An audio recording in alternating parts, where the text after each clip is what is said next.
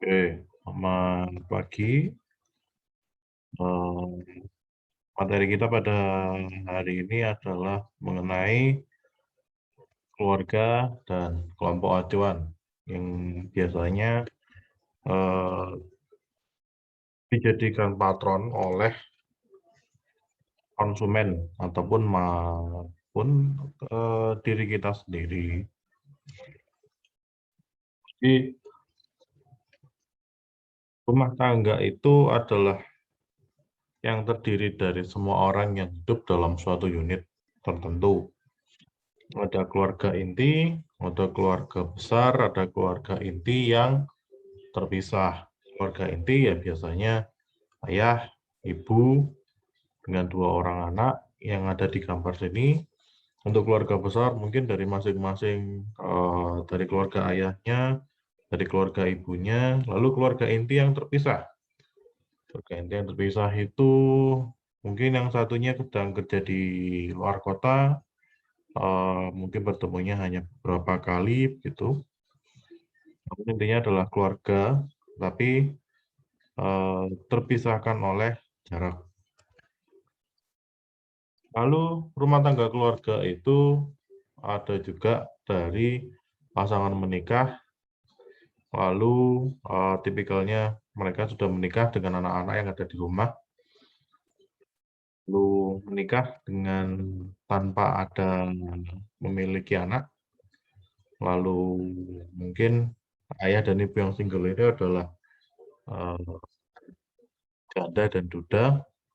Lalu mungkin juga mereka tinggalnya dengan anggota keluarga lainnya. Jadi tiba-tiba keluarga ini dapat kalian jumpai di sekitar kalian sendiri. Nah, masing-masing itu memiliki tipe-tipe yang berbeda. Pasangan yang menikah, mungkin yang baru menikah, kebutuhannya ya yang tadinya hanya sendiri-sendiri, akhirnya ada ketambahan dari masing-masing individu. Lalu yang menikah dengan anak-anak ataupun dengan yang sudah menikah tanpa anak-anak pasti berbeda. Oke, saya lanjutkan. Lalu ada juga tipikal dari rumah tangga yang non keluarga, yaitu pria yang tinggal sendiri, wanita yang tinggal sendiri.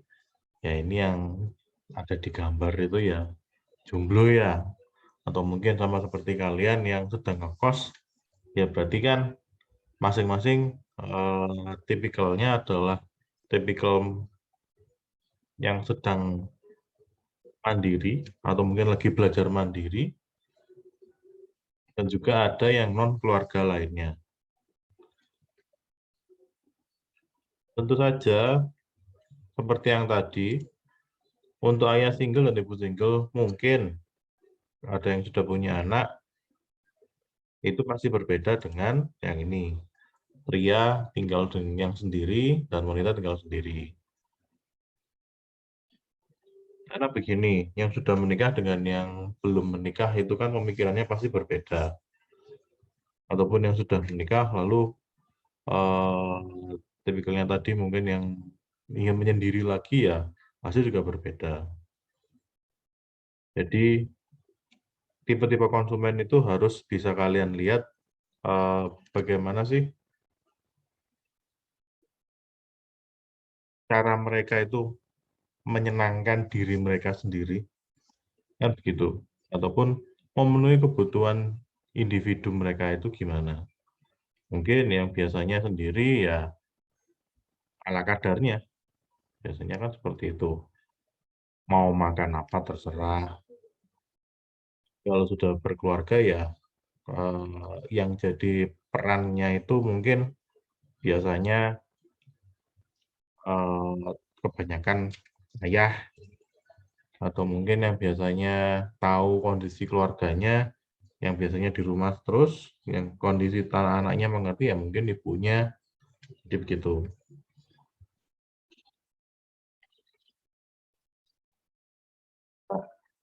Perlu kalian tahu, ada beberapa tren rumah tangga yang saat ini sedang booming. Mungkin yang pertama itu adalah rumah tangga itu menjadi lebih simple. Ya, tadinya kepingin punya anak banyak, akhirnya sekarang kalau sudah punya anak 2, lalu menikah terlambat. Ya, menikah terlambat itu banyak faktornya. Antara lain mungkin karena doyan kerja, atau mungkin karena orang tuanya, atau mungkin ya banyak faktor deh. Terus juga ada pasangan tanpa anak umur 45 sampai 64 tahun. Nah, di sini itu mereka mempunyai atau memiliki kemampuan daya beli itu yang paling banyak. Kenapa? Ya, mereka sudah bekerja selama bertahun-tahun. Nah, terus belum punya anak, ya mau beli apa lagi? Sudah umur segitu kan juga mereka pastinya mikir, lah anaknya terus kalau misalkan mereka punya anak tadi, berarti diapakno atau mau diapakan anaknya ini? Kan kasihan. Kenapa kasihan? Nah, kalau sudah keluar, anaknya masih kecil, terus mungkin salah satu orang tuanya meninggal. Nah, terus yang jadi figur ibu atau figur ayahnya itu siapa? Lalu ada lagi untuk tren yang sekarang ini adalah jumlah wanita itu bekerja banyak, bukan hanya lelaki. Jadi zaman ini itu sudah emansipasi wanita ya. Ya meskipun emansipasi, tetap aja yang paling banyak bekerja juga di sektor-sektor tertentu tetap laki.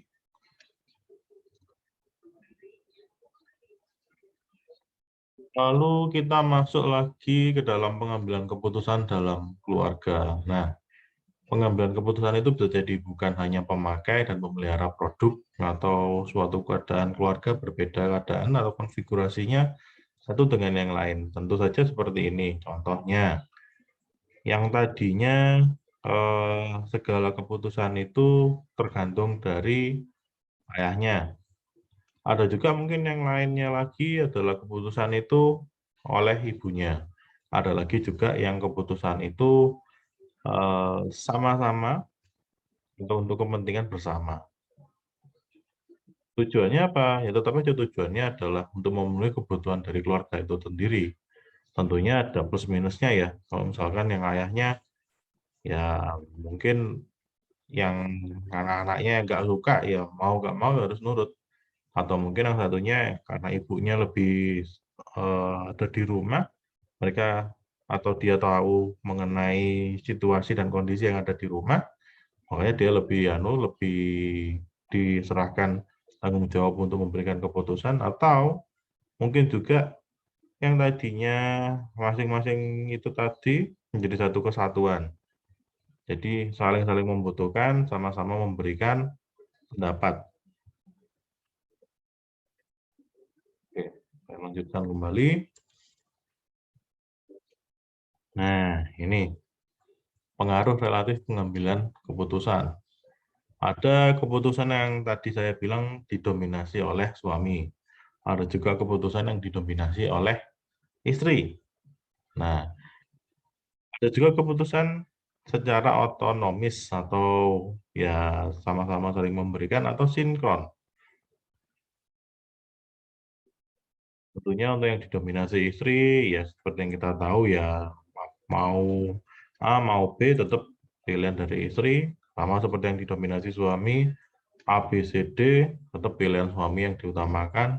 Untuk keputusan otonomis, mungkin masing-masing biasanya itu yang terjadi adalah yang satunya belum menikah atau mungkin masih mandiri, mereka masih memiliki keputusan otonomisnya sendiri, atau keputusan sinkron atau sinkretis tadi, ya masing-masing antara istri dan suami juga memberikan keputusan yang bersama, seperti yang tadi saya bilang, tetap tujuannya untuk memenuhi kebutuhan dari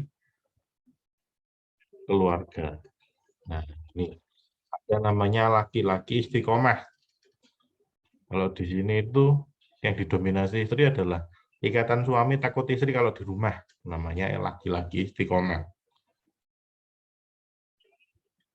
Lalu ada juga peran anak-anak dalam pengambilan keputusan. Nah, Misalkan contohnya begini ya. Kalau yang ini biasanya secara sinkron keputusannya itu. Tapi tetap nanti keputusan yang terakhir adalah dari orang tua. Misalkan kebutuhan anaknya itu mengenai makan, liburan, lalu makan di luar rumah. Kalian kan pasti pernah kalau di rumah itu, "Pa, Ma, makan kok di rumah terus? Ayo makan keluar." Nah, itu makan di luar rumah. Mungkin orang tuanya lagi ada lagi ada rezeki bisa diajak, atau mungkin lagi nggak ada rezeki ya mungkin bisa dijanjikan lain waktu lagi. Nah, mungkin liburan dan juga makanan. Makanan di sini salah satu contohnya adalah ketika si anak itu tadi masih kecil, maka akan memberikan keputusan tadi adalah orang tuanya. Lain halnya tadi kalau misalkan mereka sudah jalan-jalan keluar rumah, terus bingung mengenai makanan, makanya akan ditanyakan adalah anaknya, "Kamu mau makan apa?" Itu ada mungkin pizza, KFC, atau mungkin ada pecel lele, atau mungkin ada nasi pecel, itu pilihan makanannya. Lalu juga model liburan, yang biasanya tadinya cuman orang berdua mungkin pergi ke Jogja, terus, ke gunungnya cuman berdua, tapi sekarang mau tidak mau harus melibatkan anak-anak, mereka ingin liburan ke mana. Malah kan kadang ada, "Liburan kok perginya ke pantai terus? Wah, orang panas kok." Aku loh lebih senangnya kan perginya ke gunung. Nah, itu kan anak-anak juga mempengaruhi pengambilan keputusan. Lalu pengaruh anak itu juga meningkat seiring bertambahnya umur dan pendapatan. Nah, semakin bertambahnya umur itu yang tadinya mungkin masih kecil, mereka masih tergantung oleh orang tuanya, tapi ketika sudah sedikit dewasa, sedikit mengerti dengan kondisi lingkungan sekitarnya, maka yang akan mereka lakukan adalah, "Pa, aku mau main ke sana." Misalkan kayak yang ada di mall-mall sekarang itu kan ada tempat-tempat mainannya.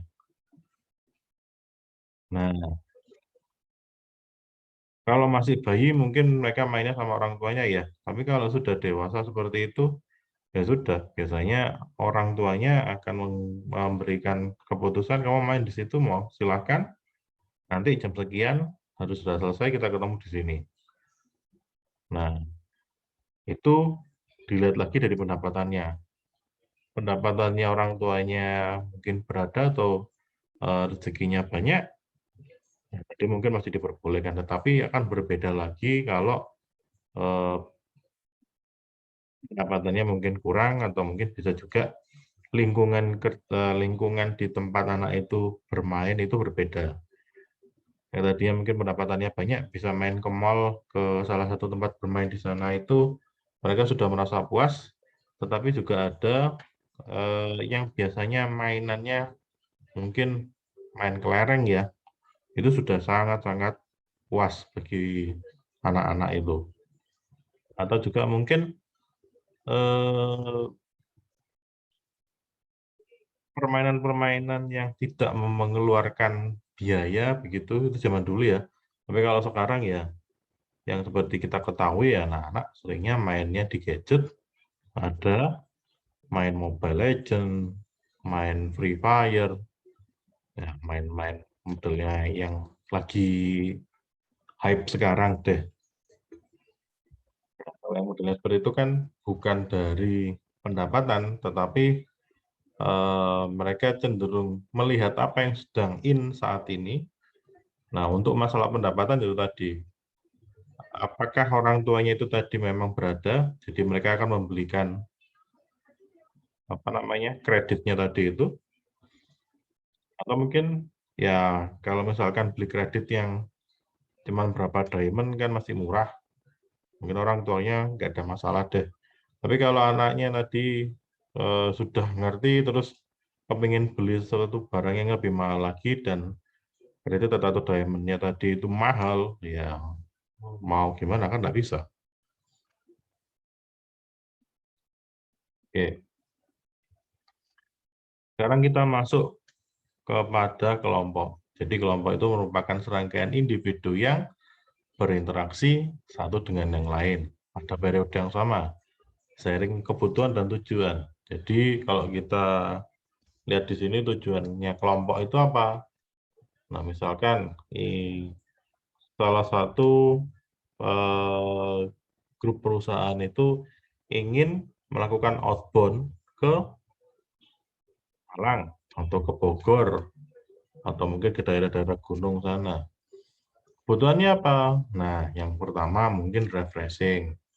Tapi kan tetap aja ada tujuannya. Tujuannya apa tadi? Yaitu membangun atau membentuk tim building bagi perusahaan tersebut. Itu kan masih memenuhi syarat yang satu, yaitu berinteraksi satu dengan yang lain dalam periode yang sama. Ya, keluarnya sama, terus pulangnya juga sama, yang dilakukan halnya sama, atau mungkin mereka ingin melakukan pemusyawarah gitu, memilih sesuatu, kan tetap aja sering kebutuhan dan tujuannya. Mungkin pemilihan ketua desa atau kepala desanya, terus kebutuhannya kepingin melihat perkembangan dari desanya itu sendiri bagaimana, tetap berinteraksi satu sama yang lain pada periode yang sama ya itu tadi, hari H atau jam H, sama-sama bertemu dengan individu yang lain. Nah, pada kelompok itu ada cara pembelian yang sedikit berbeda ya. Jadi kalau kalian lihat yang ada di layar itu ada sosialita. Nah, kalau untuk sosialita itu biasanya yang menjadi patron atau yang menjadi acuan itu biasanya mungkin antara temannya atau mungkin karena lingkungannya. Kenapa? Kalau misalkan yang tadinya kumpulannya atau biasanya bersosialisasi dengan orang yang biasa-biasa saja, lalu masuk ke daerahnya sosialita, mereka akan pasti bingung. Lah ini orang di sini kok pakaiannya glamor semua ya? Nah itu. Nah akhirnya gimana? Nah, ketika ada seseorang yang baru dan kepingin merasa diakui bagian dari kelompok tersebut, maka si individu ini tadi bagaimanapun caranya akan melakukan hal yang kalau menurut dia mampu atau pendapatannya besar ya sama. Mereka kan atau dia akan membeli baju yang mahal, berpenampilan yang wah. Tapi kalau yang menengah ke bawah kan agak susah. Kelompok itu mempengaruhinya di situ. Nah, ada juga yang modelnya begini. Masih kan seperti yang tadi kan, mau kemanapun mereka perginya bareng. Mau melakukan apapun mereka bareng. Nah, jadi untuk beberapa hal itu mereka melakukan pengambilan keputusannya itu secara kelompok. Karena kelompok tersebut berbicara satu untuk seluruhnya. Bukan seperti yang tadi, karena ingin diakui maka si individu ini tadi harus membeli yang sama seperti mereka. Tapi kalau yang ini adalah keputusan yang bersama itu ya mau tidak mau harus diikuti oleh semua kelompok. Misalkan habis dari pantai nanti pergi ke mana ke restoran X untuk kita makan bersama di situ ya. Ya mau tidak mau kalau keputusannya rame-rame ya harus dituruti karena mereka adalah termasuk anggota kelompok. Oke, saya lanjutkan. Lalu kita masuk pada kelompok acuan atau kelompok yang biasanya itu menjadi patronnya. Nah, ada beberapa kelompok di sini yaitu kelompok aspirasi. Jadi kelompok aspirasi itu menunjukkan bahwa orang lain yang digunakan sebagai kelompok referensi bersedia mengikuti standar. Jadi Misalkan kita itu memiliki apa ya? Kayak contohnya jagoan gitu deh. Ya, mau enggak mau yang kita lakukan kan sama seperti jagoan tadi itu. Atau mungkin yang dirasa oleh kita itu adalah panutan. Nah, berikutnya ada kelompok disosiatif. Jadi seseorang ini berusaha menghindari atau menolak kelompok. Biasanya itu mengarah ke jealous atau perpecahan. Nah, kelompok disosiatif ini biasanya itu kalau di dalam musyawarah itu paling keras suaranya. Biasanya itu adalah mereka yang sebenarnya menolak keputusan dari si yang ada di musyawarah itu tadi. Nah, biasanya mereka akan melakukan beberapa hal, contohnya seperti ini. Kalau tadi tidak mau, ya mungkin mereka tidak akan melakukannya. Tetapi karena mereka itu kepingin jawaban mereka itu diakui, ya mau tidak mau, bagaimana caranya biar jawaban tersebut itu disetujui oleh berbagai pihak. Nah, itu biasanya itu akan mengarah ke perpecahan tadi. Lalu ada kelompok primer, jadi interaksinya sering dan langsung. Nah, kelompok acuan yang ini itu bisa kita lihat, salah satu contohnya adalah orang tua kita. Kenapa kok bisa orang tua kita? Ya karena yang pertama tadi, yang biasanya paling sering kita ajak interaksi siapa? Entah itu kakak, entah itu adik, entah itu ibu, entah itu bapak. Nah, intinya adalah eh, kalau misalkan adik ini biasanya yang menjadi patron adalah kakaknya. Atau mungkin anak yang pertama yang menjadi patron adalah entah itu orang tua laki atau yang perempuan. Begitu pula nanti juga misalkan melakukan pembelian, entah itu dari odol, entah itu pakaian, entah itu nanti misalkan lipstick atau segala macam yang bermasalah dengan atau yang berhubungan dengan skincare. Nah, itu mungkin bisa melihat dari ibunya sendiri. Nah, keluarga primer ini itu juga yang biasanya membentuk seorang individu itu memiliki karakteristik yang berbeda-beda. Kenapa? Karakteristik antara satu keluarga dengan keluarga yang lain itu pasti berbeda. Yang satunya biasanya nge-mall, yang satunya mungkin cukup untuk pergi ke pasar lontong biasa, membeli makan, mungkin tidak usah ke restoran, tapi pergi ke kaki lima, yang penting mereka kompak gitu. Oke, saya lanjutkan. Lalu ada kelompok grup formal dan grup informal. Grup formal itu, ya kalau kalian bisa lihat, mereka biasanya ada struktur yang lebih jelas, terperinci gitu ya. Ada pimpinannya, lalu ada manajernya atau segala macamnya hingga sampai nanti ke bawahan. Juga yang nanti saya bilang adalah informal group. Nah, biasanya itu kalau misalkan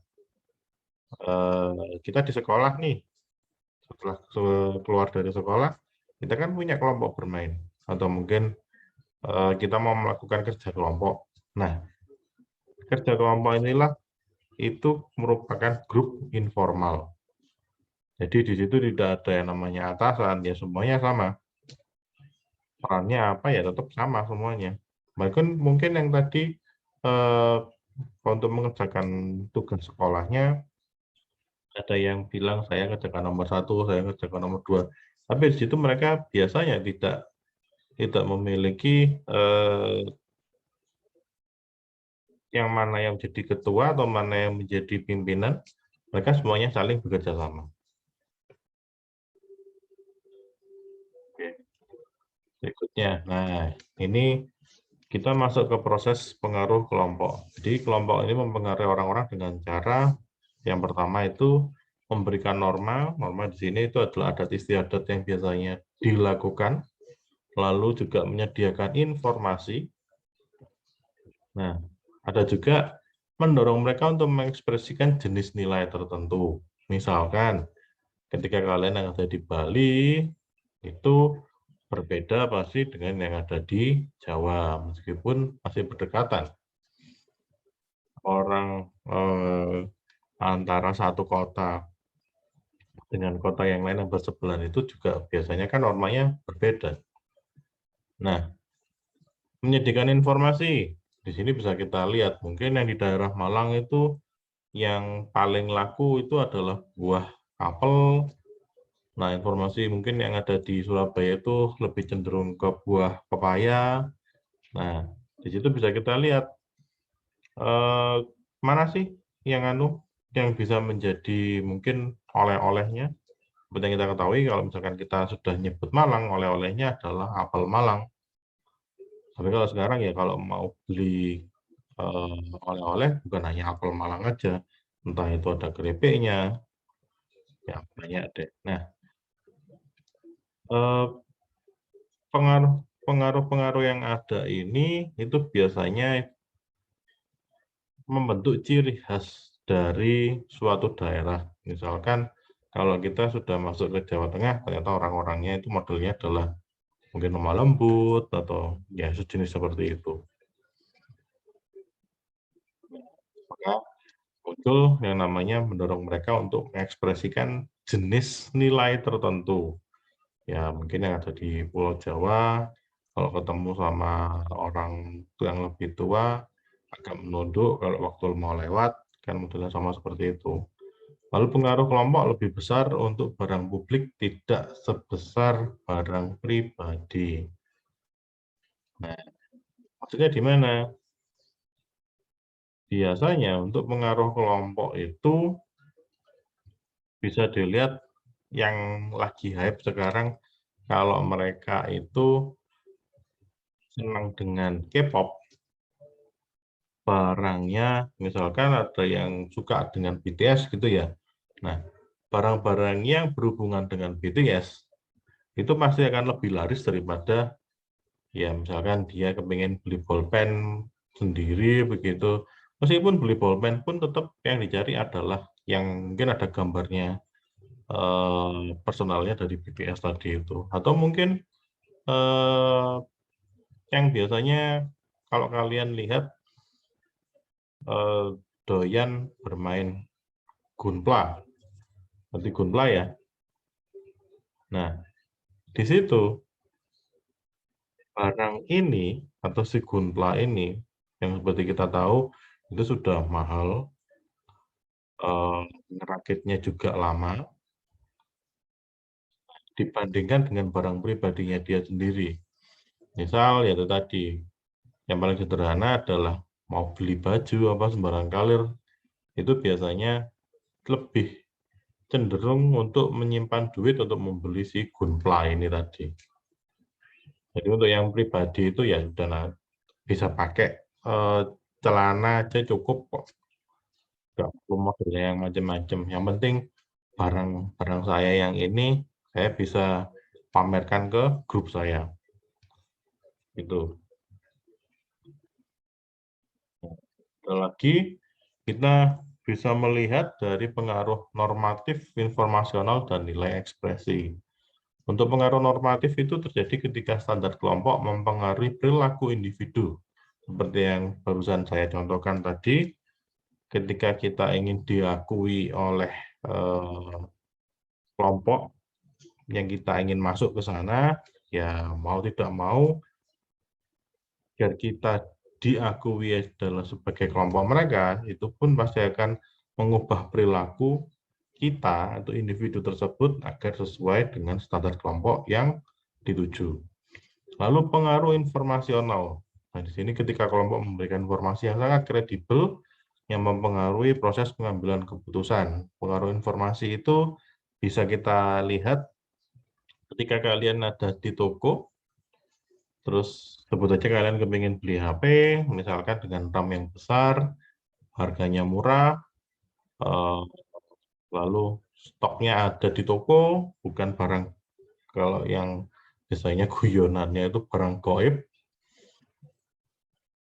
Nah, informasi ini bukan hanya didapat dari sales, itu juga bisa sekarang kita bisa lihat di YouTube, lalu bisa lihat di TikTok, bisa lihat di Instagram. Ya, informasi-informasi yang tadi ini yang akan mempengaruhi individu ini untuk melakukan proses pengambilan keputusan. Mau beli enggak? Mau ke sana atau enggak?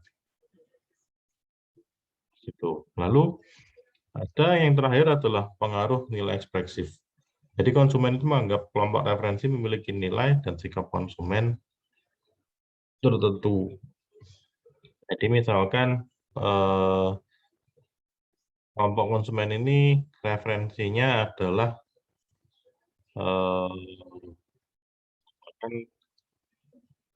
gini ya, kalian pada di suatu masyarakat itu biasanya di situ ada referensi-referensi khusus yang misalkan mungkin dari sesepuhnya, mungkin dari orang yang dituakan. Nah, hal-hal yang akan dibeli oleh si konsumen ini itu tidak akan lari dari adat istiadat atau norma yang sudah terbentuk sejak lama. Nah, referensinya apa? Mereka biasanya itu kan menanyakan kepada orang-orang yang dituakan tadi atau mungkin sesepuh-sesepuh tadi. Jadi, biar tidak bersinggungan dengan norma yang ada di masyarakat itu, mereka referensinya adalah ke sana. Oke, materi kita sampai di sini dulu. Jika nanti ada pertanyaan, silakan menghubungi atau kita komunikasi melalui grup yang sudah ada. Terima kasih. Saya ucapkan sampai jumpa di pertemuan yang akan datang.